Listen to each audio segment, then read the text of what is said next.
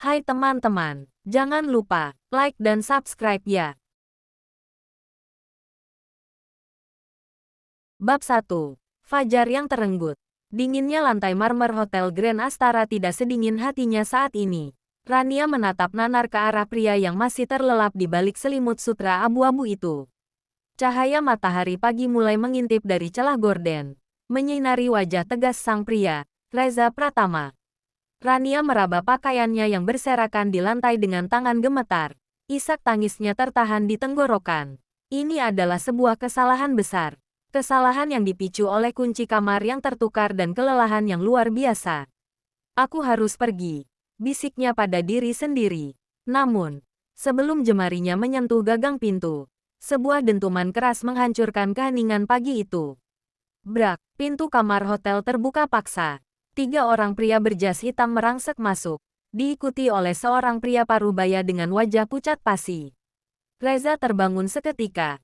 Matanya yang tajam langsung menangkap sosok Rania yang berdiri gemetar di dekat pintu. Apa-apaan ini? Bentak Reza. Suaranya serak namun penuh otoritas. Tuan muda, asisten pribadinya, Bayu, mendekat dengan napas tersengal. Nona Tiara. Reza menyibakkan selimutnya, mengabaikan fakta bahwa ia belum berpakaian lengkap. Kenapa dengan adikku? Bicara, Nona Tiara kecelakaan semalam saat menuju hotel ini. Dia tidak tertolong. Nona Tiara meninggal dunia pukul 3 pagi tadi. Dunia seakan berhenti berputar bagi Reza. Wajahnya yang semula merah padam karena marah, kini berubah menjadi seputih kertas.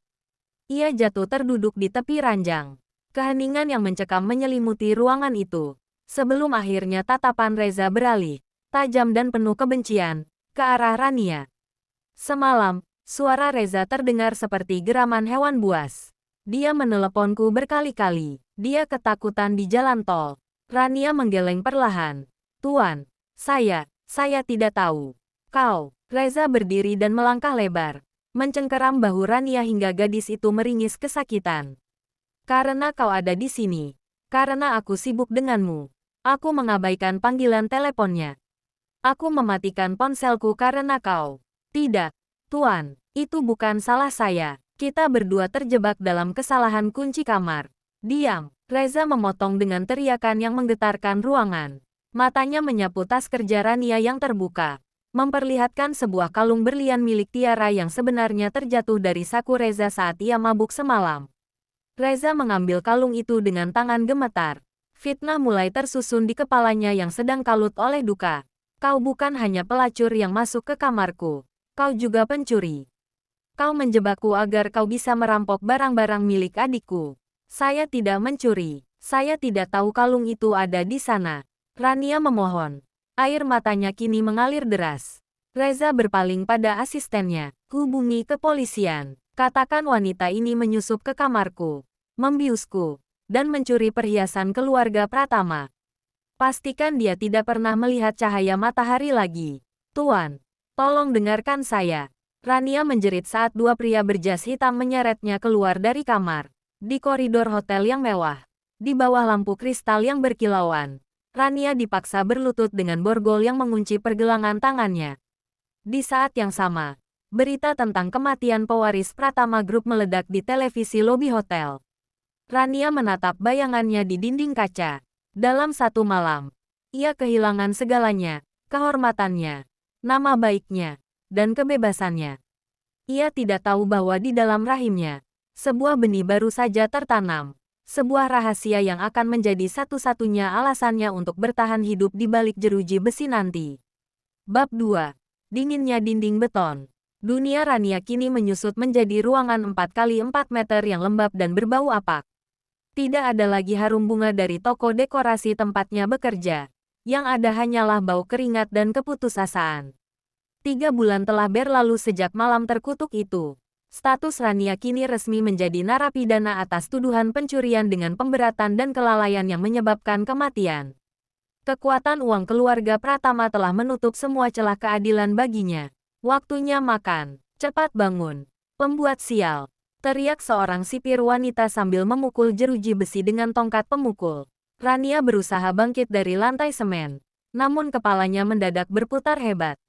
Rasa mual yang luar biasa menghantam ulu hatinya. Ia berlari ke arah sudut sel, memuntahkan cairan bening karena perutnya yang kosong.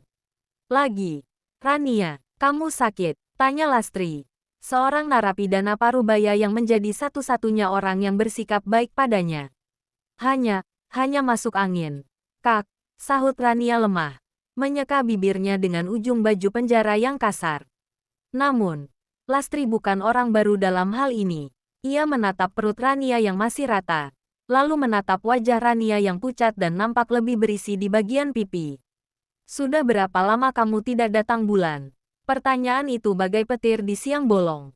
Rania terdiam. Ia menghitung dalam hati. 1 bulan, 2 bulan, hampir 3 bulan sejak malam di Hotel Grand Astara. Tidak mungkin. Bisik Rania. Tangannya gemetar menyentuh perutnya sendiri. Kabar yang mengguncang. Sore harinya, setelah melalui pemeriksaan di klinik penjara yang ala kadarnya, dokter penjara meletakkan sebuah kertas kecil di meja.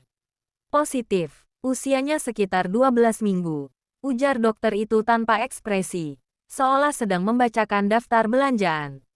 Jaga kesehatanmu, di sini bukan tempat yang ramah untuk ibu hamil. Rania keluar dari klinik dengan langkah gontai. Ada perang hebat di dalam dadanya. Di satu sisi, ia merasa ngeri membayangkan bayinya harus tumbuh di lingkungan seperti ini. Di sisi lain, ada setitik kebahagiaan yang aneh, ia tidak lagi sendirian. Anak ini adalah bukti bahwa malam itu nyata, bukan sekadar mimpi buruk. Anak Reza Pratama, bisiknya di bawah remang lampu lorong penjara. Kamu adalah satu-satunya kebenaran yang aku miliki. Cobaan yang tak berhenti. Berita kehamilan Rania segera menyebar hingga ke telinga sipir yang menjadi kaki tangan keluarga Pratama. Tak butuh waktu lama bagi informasi itu untuk sampai ke meja kerja Reza. Di kantornya yang mewah, Reza terdiam menatap laporan tersebut. Ada kilat kemarahan di matanya. Ia tidak percaya itu anaknya. Dia pasti tidur dengan pria lain untuk menjebakku lagi. Geram Reza.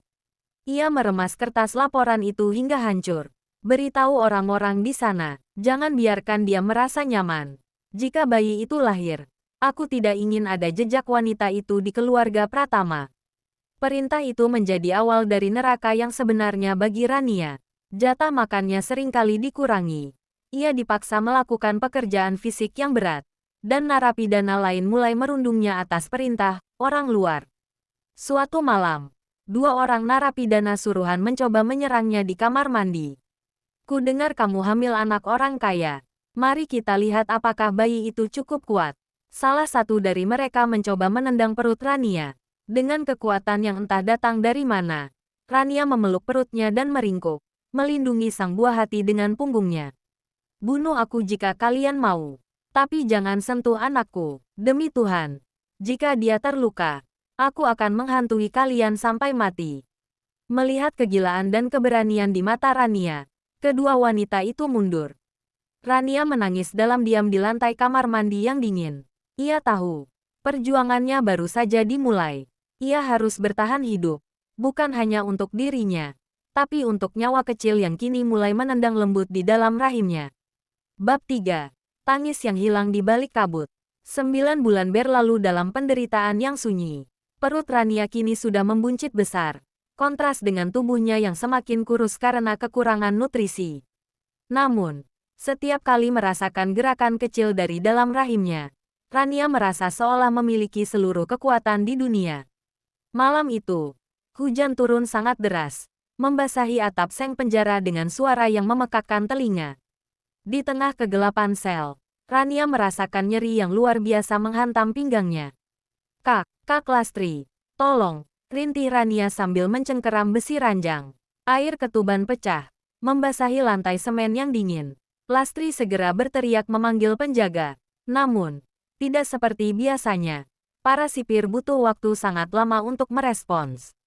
Ketika mereka datang, Rania tidak dibawa ke rumah sakit kota, melainkan ke sebuah klinik kecil di sudut terpencil area penjara yang jarang digunakan. Kelahiran di tengah sunyi, di bawah lampu pijar yang berkedip-kedip, Rania berjuang sendirian. Tidak ada dokter, hanya seorang bidan tua yang wajahnya tertutup masker rapat dan seorang perawat yang terus melihat jam tangan. Terus mengejan, Cepat sedikit, bentak bidan itu tanpa empati. Dengan sisa tenaga terakhirnya, Rania memberikan satu dorongan panjang. Suara tangis bayi yang melengking pecah, mengalahkan suara badai di luar. Rania tersenyum lemas dengan air mata bahagia. Seorang bayi laki-laki, bayiku, berikan dia padaku, pinta Rania dengan suara parau. Bidan itu hanya memberikan waktu beberapa detik bagi Rania untuk melihat wajah merah bayinya. Bayi itu memiliki hidung yang tegas, persis seperti Reza, dan sebuah tanda lahir merah kecil berbentuk bulan sabit di lengan kirinya. Tunggu, aku harus membersihkannya dulu, ketus si perawat. Rania merasa ada yang tidak beres. Kenapa dibawa keluar? Berikan padaku. Namun, sebelum ia bisa bangkit, perawat itu menyuntikkan sesuatu ke selang infus Rania. Pandangan Rania mendadak kabur, kepalanya terasa sangat berat, dan suara tangis bayinya perlahan-lahan menjauh, seolah dibawa masuk ke dalam terowongan panjang. Jangan bawa anakku, gumam Rania sebelum semuanya menjadi hitam kelam. Kehampaan yang menyakitkan. 10 jam kemudian, Rania terbangun. Ruangan itu kosong, sepi, hanya ada aroma disinfektan yang tajam. Dengan perut yang masih sakit, ia mencoba merangkak turun dari tempat tidur. Di mana bayiku? Di mana anakku? Teriaknya histeris saat seorang perawat masuk. Perawat itu menatapnya dengan pandangan dingin yang telah dilatih. Tenang, Rania, bayimu tidak tertolong. Dia meninggal 1 jam setelah lahir karena kegagalan pernapasan. Dunia Rania runtuh. Bohong, aku mendengarnya menangis. Dia sehat. Kalian bohong. Jasadnya sudah dibawa untuk dikremasi sesuai prosedur narapidana tanpa keluarga. Lanjut perawat itu tanpa dosa. Lalu meletakkan sebuah surat keterangan kematian yang tampak sangat resmi di atas meja. Rania meraung. Ia menjambak rambutnya sendiri, mencoba mencari sisa-sisa aroma bayi dari tangannya. Namun, insting seorang ibu tidak bisa ditipu. Ia tahu bayinya masih hidup. Ia tahu ada sesuatu yang jauh lebih jahat sedang terjadi. Tangan tersembunyi. Di saat yang sama, di sebuah mansion mewah yang jauh dari penjara, seorang wanita tua dengan pakaian elegan, Widya Pratama, ibu dari Reza, menatap seorang bayi yang sedang terlelap di dalam keranjang bayi berlapis emas. Dia sangat mirip dengan Reza, gumam Widya dingin. Terlalu berisiko jika dia dibesarkan oleh wanita rendahan itu. Biarlah dunia menganggapnya sebagai anak angkat yang aku bawa dari luar negeri untuk mengobati kesedihan keluarga kita atas Tiara. Widya menatap asistennya. Pastikan semua catatan di penjara dihapus. Rania tidak boleh tahu bahwa anaknya masih menghirup udara yang sama dengannya. Di balik jeruji besi, Rania berhenti menangis. Matanya yang semula penuh cahaya kini berubah menjadi gelap dan tajam. Ia menatap surat kematian palsu itu dan merobeknya menjadi serpihan. Kalian pikir aku sudah kalah? Bisiknya dengan suara sedingin es. Jika aku harus menjadi iblis untuk menemukan anakku, maka biarlah. Aku akan keluar dari sini. Dan aku akan menghancurkan kalian semua. Bab 4. Topeng di balik gerbang mansion.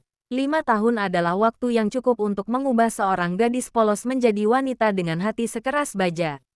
Saat pintu gerbang besi penjara berderit terbuka, Rania melangkah keluar dengan sebuah tas kecil dan api dendam yang masih menyala di matanya. Ia bukan lagi Rania yang rapuh. Selama 5 tahun, ia belajar dari narapidana kelas kakap tentang bagaimana cara bertahan hidup, memalsukan identitas, dan membaca gerak-gerik lawan. Berkat bantuan Lastri yang ternyata punya koneksi di luar, Rania kini memiliki identitas baru, Aranti, seorang janda muda dengan sertifikasi pengasuh anak profesional. Misi pertama, penyusupan. Mansion Pratama tidak banyak berubah. Masih megah, dingin, dan angkuh. Rania berdiri di depan gerbang raksasa itu untuk melamar posisi pengasuh pribadi bagi anak angkat, Tuan Reza Pratama. Ia telah mengubah penampilannya. Rambutnya yang dulu panjang terurai kini dipotong pendek elegan. Kacamata berbingkai tipis bertengger di hidungnya. Dan riasan wajah yang pucat membuatnya tampak sangat berbeda. Nama saya Aranti, ucapnya tenang saat berhadapan dengan kepala pelayan. Saya memiliki pengalaman menangani anak-anak dengan kebutuhan emosional khusus. Setelah serangkaian tes yang ketat, Rania akhirnya diterima. Widya Pratama. Wanita yang dulu memerintahkan penculikan bayinya, menatapnya dengan teliti dari balik kacamata hitamnya. Anak ini, Kenzo, agak sulit didekati, ujar Ni. Widya dingin, jangan banyak bertanya. Cukup kerjakan tugasmu. Rania menunduk dalam, menyembunyikan kilatan amarah di matanya. Baik, Nyonya. Pertemuan yang mengoyak jiwa. Sore itu, di taman belakang yang luas, Rania akhirnya melihatnya. Seorang bocah laki-laki berusia 5 tahun sedang duduk sendirian di tepi kolam ikan, tampak murung. Rania berjalan mendekat, jantungnya berdegup kencang hingga terasa menyakitkan. Saat jarak mereka hanya 1 meter, Kenzo menoleh. Mata itu, mata yang sama dengan pria yang telah menghancurkan hidupnya. Namun, ada kesedihan yang dalam di sana. Siapa kau? Tanya Kenzo kecil dengan suara polos. Rania berlutut agar sejajar dengan tinggi anak itu. Suaranya bergetar. Namun ia tahan sekuat tenaga. Nama saya Aranti. Saya teman baru Kenzo. Saat Kenzo meraih sebuah mainan di sampingnya, lengan kaus pendeknya tersingkap. Di sana, di lengan kiri bagian dalam, terdapat sebuah tanda lahir merah kecil berbentuk bulan sabit. Dunia seolah berhenti bagi Rania. Air mata hampir tumpah. Namun ia segera berpaling. Itu dia, itu anakku. Kembalinya sang monster. Sedang apa kamu di sini? Suara bariton yang berat itu membuat Rania membeku. Ia berdiri perlahan dan berbalik. Di sana, berdiri Reza Pratama. Pria itu tampak lebih tua, dengan garis wajah yang lebih keras dan tatapan yang lebih dingin dari 5 tahun lalu. Reza menatap pengasuh baru itu dengan dahi berkerut. Ada sesuatu pada wanita ini, getaran suaranya, atau mungkin cara dia berdiri, yang terasa sangat familiar bagi Reza. Namun, ia tidak bisa mengingatnya. Saya sedang menyapa Tuan Muda Kenzo. Tuan, jawab Rania dengan suara yang telah ia latih untuk terdengar berbeda.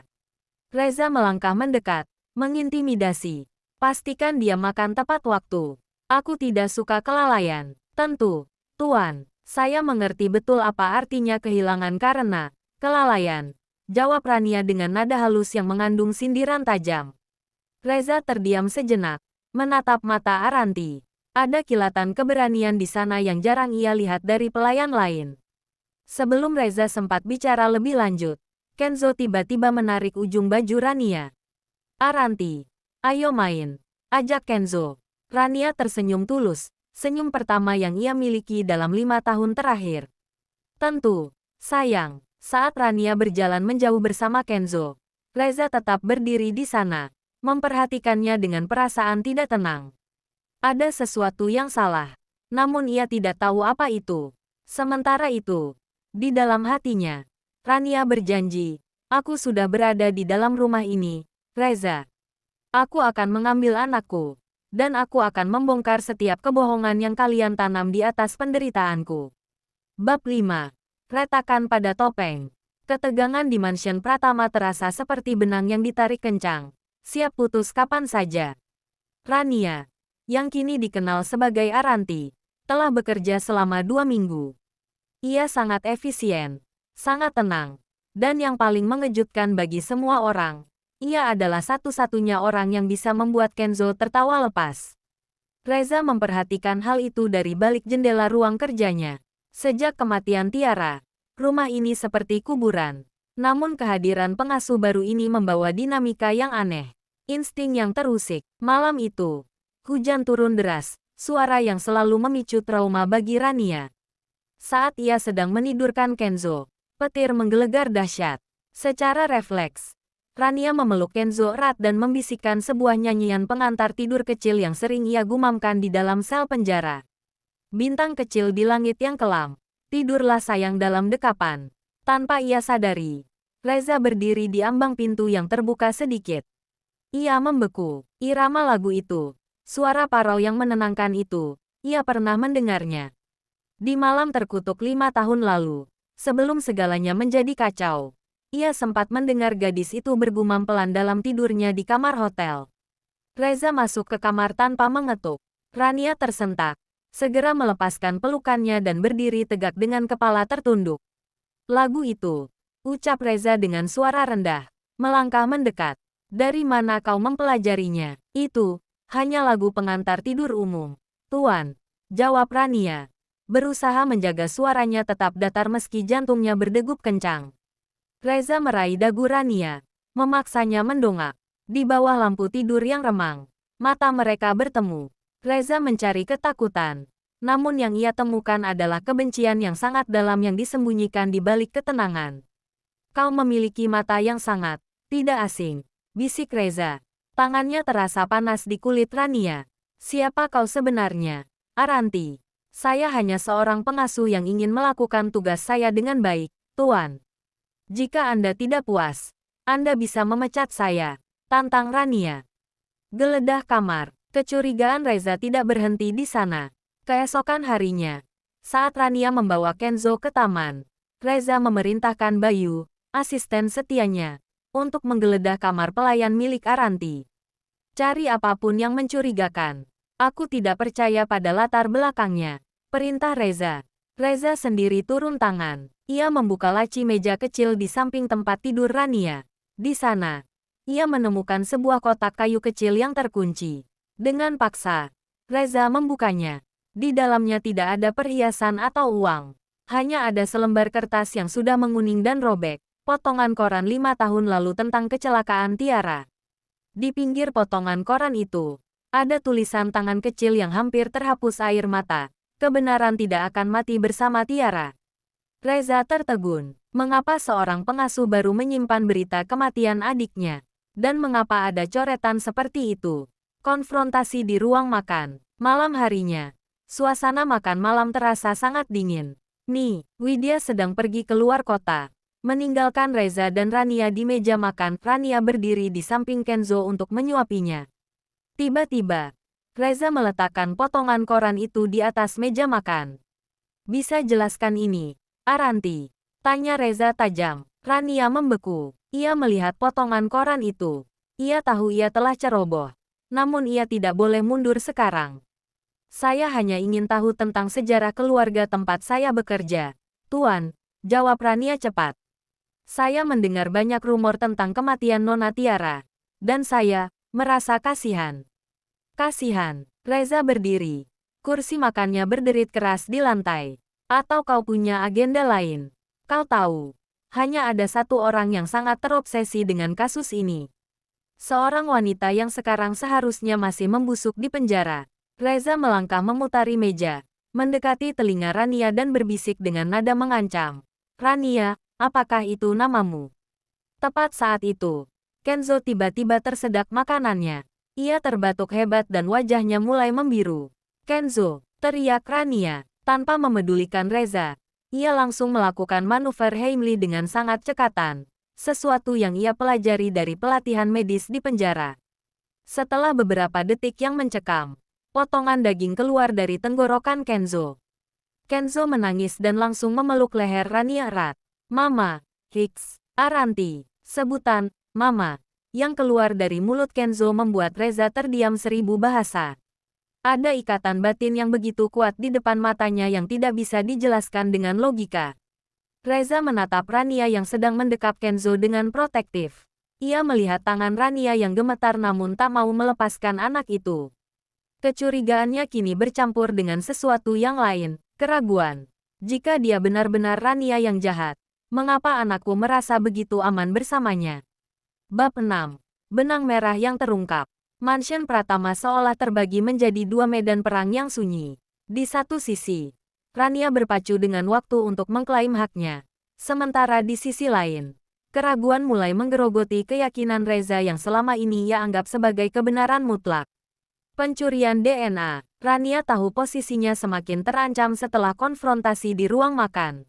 Ia harus bertindak cepat. Suatu pagi, saat ia menyisir rambut Kenzo, ia dengan sengaja mengambil beberapa helai rambut yang tercabut dari akarnya dan memasukkannya ke dalam plastik kecil. Malam harinya, dengan jantung berdebar, ia menyelinap ke kamar utama Reza. Ini adalah langkah yang sangat berisiko. Ia menemukan sisir milik Reza di meja rias dan mengambil sampel serupa. Dengan bantuan koneksi lama dari Lastri, seorang mantan narapidana yang kini bekerja di laboratorium medis swasta, Rania mengirimkan sampel tersebut dengan label, sangat rahasia. Tunggu 3 hari. Rania, bisik Lastri melalui telepon umum. Hasilnya akan menjawab segalanya, membuka peti mati masa lalu. Sementara itu, Reza tidak bisa tidur. Ucapan Aranti, atau Rania, tentang kebenaran yang tidak akan mati, terus terngiang. Ia mulai menyadari beberapa keanehan yang dulu ia abaikan karena duka. Reza pergi ke gudang arsip kantornya dan membuka kembali berkas kasus kecelakaan Tiara. Ia menemukan satu laporan teknis dari mekanik independen yang menyatakan adanya pemotongan kabel rem pada mobil Tiara. Namun, laporan itu tidak pernah masuk ke berkas kepolisian. Siapa yang menghapus laporan ini? Gumam Reza, matanya menyipit. Laporan itu ditandatangani oleh Bayu, asistennya, atas perintah pihak keluarga. Reza mulai merasa mual. Ia menyadari bahwa selama 5 tahun ini, ia mungkin telah membenci orang yang salah. Jika ada sabotase, maka kehadiran Rania di hotel malam itu hanyalah sebuah kebetulan yang dimanfaatkan oleh pelaku sebenarnya untuk menghilangkan jejak. Kebenaran di atas kertas. 3 hari kemudian, sebuah amplop coklat tiba di alamat samaran Rania. Ia membukanya di dalam kamar mandi dengan tangan yang sangat gemetar. Matanya langsung menuju baris paling bawah pada lembar hasil laboratorium. Probabilitas hubungan biologis, 99,99%. Rania jatuh terduduk di lantai kamar mandi. Air matanya tumpah tanpa suara. Kenzo adalah anaknya, bayi yang dulu diklaim mati. Kini berada hanya beberapa meter darinya. Memanggil wanita lain sebagai neneknya dan pria yang memenjarakannya sebagai ayahnya. Mereka mencurimu dariku, isak Rania. Mencengkeram kertas itu hingga remuk. Mereka membuangku ke penjara dan mengambil darah dagingku. Langkah pertama menuju pembalasan. Malam itu, Reza pulang dengan wajah gelap. Ia melihat Rania sedang berdiri di balkon, menatap langit malam. Tidak ada lagi rasa takut di wajah wanita itu saat Reza mendekat. Yang ada hanyalah aura dingin yang mematikan.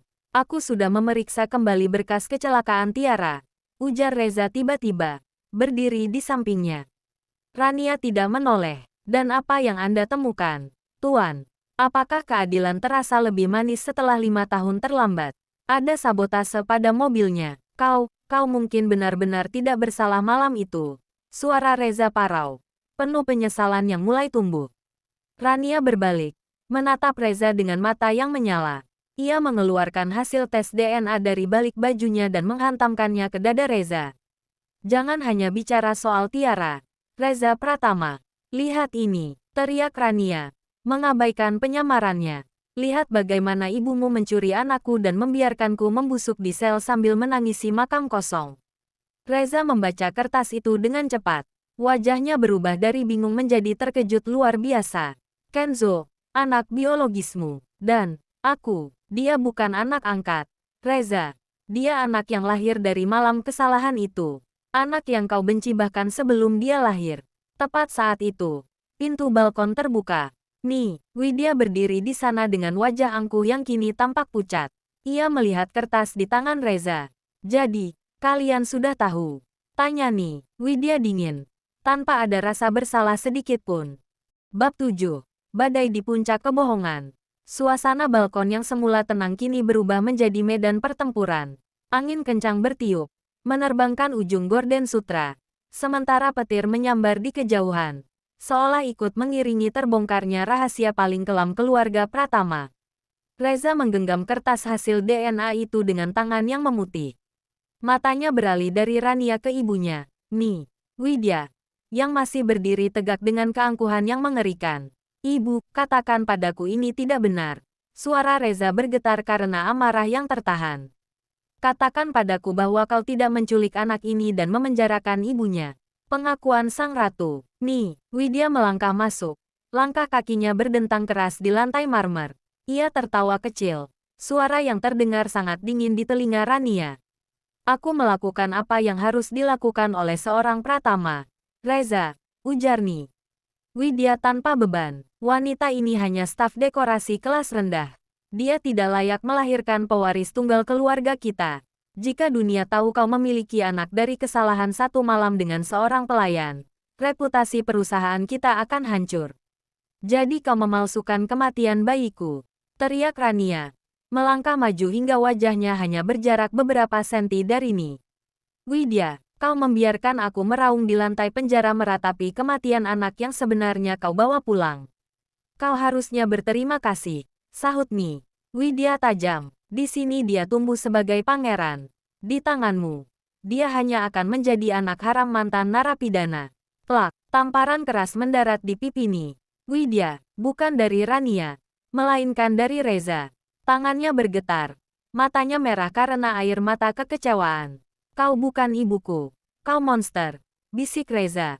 Siapa pembunuh Tiara? Dan bagaimana dengan Tiara? Tanya Rania. Suaranya kini rendah dan berbahaya. Anda menyalahkan saya atas kematiannya.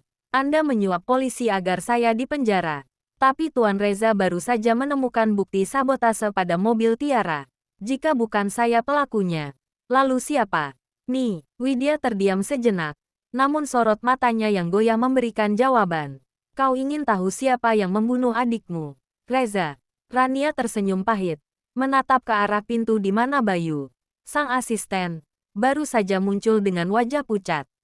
Kenapa tidak tanya pada orang kepercayaanmu ini? Reza menoleh ke arah Bayu. Bayu, apa maksudnya ini? Rania mengeluarkan sebuah rekaman suara dari ponsel yang ia sembunyikan selama bekerja sebagai pengasuh. Di sana terdengar percakapan rahasia yang ia rekam secara tidak sengaja di ruang kerja Ni. Widya beberapa hari lalu. Suara Ni. Widya, pastikan rem itu tidak bisa berfungsi. Tiara terlalu banyak tahu soal penggelapan dana yang aku lakukan di yayasan keluarga. Dia akan melaporkannya pada Reza. Kita harus menghentikannya sebelum semuanya terlambat. Suara Bayu. Baik, Nyonya. Dan bagaimana dengan wanita di hotel itu? Suara Ni. Widya, jadikan dia kambing hitam. Reza sangat marah padanya. Dia tidak akan curiga. Kehancuran sang penguasa. Keheningan yang mematikan menyelimuti ruangan. Reza terjatuh berlutut. Hancur oleh kenyataan bahwa ibunya sendirilah yang membunuh adik kesayangannya dan menjebak wanita yang tak bersalah. Ibu, kau membunuh Tiara. Suara Reza hampir tidak terdengar. Ni, Widya mencoba mundur. Namun Rania sudah lebih dulu menghubungi pihak berwajib yang ia kenal melalui koneksi Lastri. Di luar mansion, suara sirine polisi mulai terdengar nyaring, membelah keheningan malam. 5 tahun, ucap Rania dengan air mata yang akhirnya jatuh. 5 tahun aku kehilangan hidupku. 5 tahun anakku tidak mengenal ibunya. Sekarang, semua itu harus dibayar. Bayu mencoba melarikan diri melalui pintu belakang. Namun polisi sudah mengepung rumah itu. Ni, Widya berdiri membeku saat petugas masuk dan memborgol tangannya. Sebelum dibawa pergi, ia menatap Rania dengan kebencian yang masih murni. Kau pikir kau menang? Rania, kau tetaplah wanita kotor di mata dunia. Mungkin di matamu, jawab Rania tenang. Tapi di mata anakku, aku adalah dunianya.